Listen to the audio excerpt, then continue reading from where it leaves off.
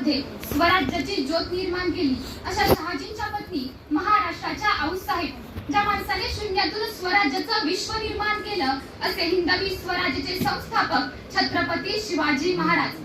तेच स्वराज्याचं विश्व ज्यांनी स्वर्गात मांडायचं काम केलं असे संभाजीराजे यांना मी कोड क्रमांक 1 सर्वप्रथम मानाचा मुजरा करते व श्वासात राजे ध्यासात राजे या माझ्या विषयाला सुरुवात करते. हिंदुस्थानाचे प्राण तुम्ही, भगव्याची शान तुम्ही, महाराष्ट्राचा पहिला मान तुम्ही, भगवा एल्गार तुम्ही, आमचा श्वास तुम्ही, आमचा ध्यास तुम्ही, शिवछत्रपती तुम्ही, शिवछत्रपती तुम्ही. श्वासात राजे ध्यासात राजे, पण नेमके कसे? क्रांतीवीर उमाजीराजे नाईक आपल्या सहकार्यासमोर म्हणतात, मी छत्रपती शिवाजी महाराजांचा वारस आहे, कारण माझे आदर्श हे छत्रपती शिवाजी महाराज आहे आणि मी शिवाजी महाराजांच्या शिवविचाराने भारताला स्वतंत्र करणार आहे. नेताजी सुभाषचंद्र बोस तुरुंगात असताना आपल्या भावाला सांगतात, दादा जेवणाच्या डब्यासोबत मला शिवचरित्र सुद्धा पाठव, कारण तुरुंगातून बाहेर कसे पडायचे आणि देशाला स्वतंत्र कसे करायचे हे शिवचरित्र शिकवेल.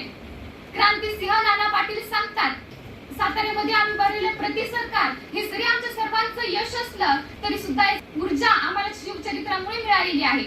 आणि इथेच स्पष्ट होतं, श्वासात राजे ध्यासात राजे असल्यामुळे उमाजीराजे नाईक भारताला स्वतंत्र करू पाहतात. शहीद भगत सिंग क्रांतीचा लढा देऊ शकतात. नेताजी सुभाषचंद्र बोस तुरुंगातून बाहेर येऊन देशाला स्वतंत्र करू पाहतात. क्रांतिसिंह नाना पाटील साताऱ्यामध्ये प्रति सरकार निर्माण करू शकतात.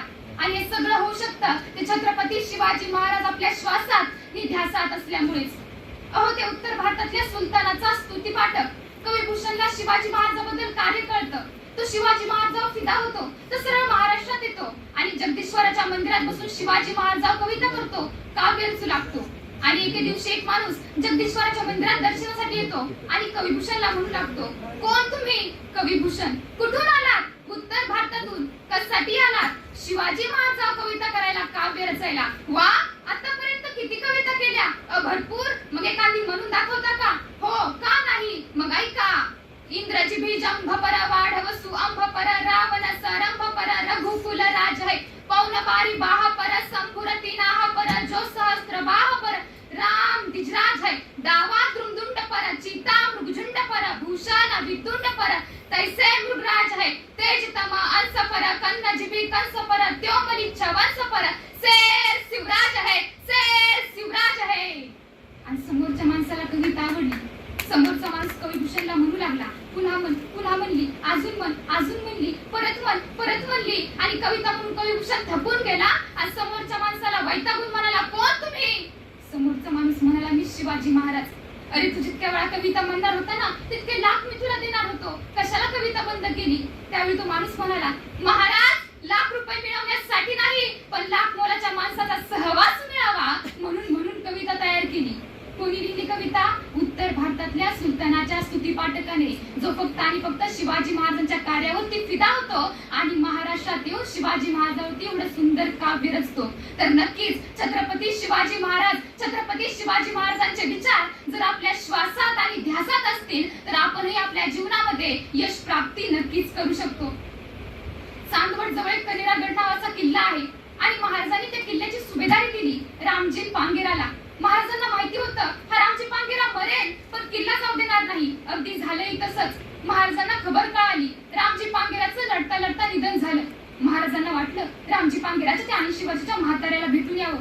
तसं महाराज त्या 80 वर्षाच्या म्हाताऱ्याला भेटायला झोपडीमध्ये गेले. म्हातारा अवाक झाला, राजा माझ्या घरी आलाय. म्हाताऱ्याच्या डोळ्यामध्ये पाणी आलं, महाराजांच्या डोळ्यामध्ये पाणी आलं आणि महाराज त्या म्हाताऱ्याला म्हणाले, तुमचं पोरग या मातीसाठी गेलंय त्याचा आम्हाला खूप मोठा अभिमान आहे. आणि सोबत आणलेली पैशाची थैली त्या 80 वर्षाच्या म्हाताऱ्यासमोर धरली. तसं तो म्हातारा ताट करून उभा राहिला आणि महाराजांना म्हणाला, महाराज राजे शेर कभी बिकते नहीं पैसों के बाजार में, राजे शेर कभी बिकते नहीं पैसों के बाजार में और बिकने वाले कभी टिकते नहीं छत्रपती शिवाजी महाराज के दरबार में. राजे पैसे नको मला, फक्त एक विनंती आहे. मला आणखीन एक मुलगा आहे रुपाजी पांगेरा, घेऊन चला रुपाजीला स्वराज्यामध्ये. आणि हा रुपाजी या स्वराज्यासाठी गेला ना तर ह्या 80 वर्षाचा म्हातारा या स्वराज्यासाठी लढायला कधीही तयार आहे. अशी माणसं निर्माण झाली कारण माझ्या राजाचं प्रेम हे माणसावरती होतं, पैशावरती नव्हतं. एखाद्या मावळ्याला ठेच लागायची आणि महाराजांच्या डोळ्यामध्ये आणि हेच कारण आहे जवळपास 400 वर्षानंतर देखील आमच्या श्वासात, आमच्या ध्यासात छत्रपती शिवाजी महाराज असण्याचं. पण खंत मात्र या गोष्टीची वाटते की शिवाजी महाराजांना सुपारीच्या तुकड्याचंही व्यसन नसताना आज तुम्ही आम्ही कोणत्या प्रकारचे व्यसन करतो. आजही या महाराष्ट्रामध्ये मराठी अस्मितेच्या नावाने पोकळ पुतळ्या फुटल्या जातात. आजही छत्रपती शिवाजी महाराज व संभाजीराजे यांच्या नावाने बिड्या विकल्या जातात. अरे त्यांना दोष द्यायचा तरी कुणी, ते तर बिड्या विके आहेत. त्यांना दोष द्यायचा तरी कुणी, ते तर बिड्या विके आहेत. पण ज्यांनी निषेध व्यक्त करायचा ते तर पक्के बिड्या फुके आहेत. ज्यांनी निषेध व्यक्त करायचा ते तर पक्के बिड्या फुके आहेत. आणि अशा प्रकारचं वातावरण निर्माण होऊ नये म्हणूनच या देहामध्ये श्वास असेपर्यंत छत्रपती शिवाजी महाराजांचा, छत्रपती शिवाजी महाराजांच्या विचारांचा ध्यास असायलाच पाहिजे. शत्रूलाही घाम फुटेल अशी वेदक नजरेची धार आणि मुघलावरती स्वराज्याचा वार, दोन्हीचा संयम ऐसा साधला राजा छत्रपती जगी गाजला. जय जिजाऊ, जय शिवराय, जय शंभूराज.